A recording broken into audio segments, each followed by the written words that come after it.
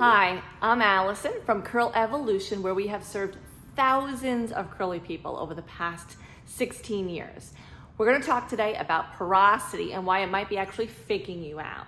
So your porosity, the ability for the hair to either hold on to water or drop water. So if you have very porous hair, you're going to drop water very quickly. This tends to be tighter textures. This tends to be everybody from like 3A through 4A, B, and C. And so lower porosity hair is going to be people with straighter texture. They're going to tend to be, more in those 2A, B, and C textures, those looser kind of curls.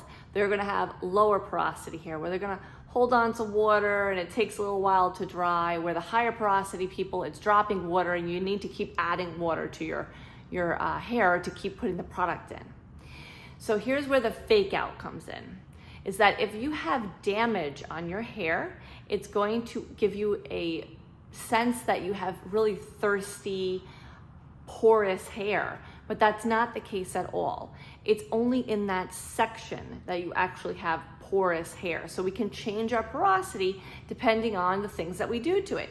This can be color, this can be heat processing, this can even be the brushes that you're using can cause damage that will change your porosity, as well as product. If we're using products that have a lot of alcohol or harsher ingredients in them, they're gonna rough up the exterior of the cuticle. So we might have somebody that, if we look at their root area, they don't have as tight of a curl up here, so they're going to be technically lower porosity, but then their curl tightens up a lot on the ends. And the reason it's tightening up is because the hair is thirsty. It's been dehydrated. Either one of those things has happened where they've got overlapping of that color, or the brush has been going through and it's been ripping through the hair. It's causing tighter curls on the ends. That particular hair is going to have higher porosity. So you might need to treat the hair just in that area as a higher porosity, and you need to treat the area here as a lower porosity. And what I mean by that is lower porosity hair does not really love creams. Lower porosity hair gets weighed down. It feels greasy if you're using creams, but then it's going to work really well, the cream, on the ends of your hair because that's a higher porosity. It's gonna suck up that moisture.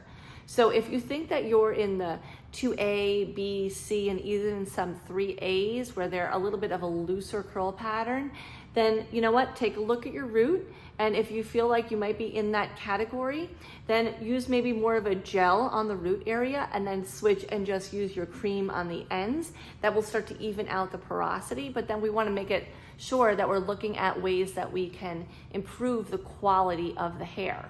And so if you have higher porosity and then you still are getting some color damage, problems with the brush, it's going to get even, it will get more intense as you go.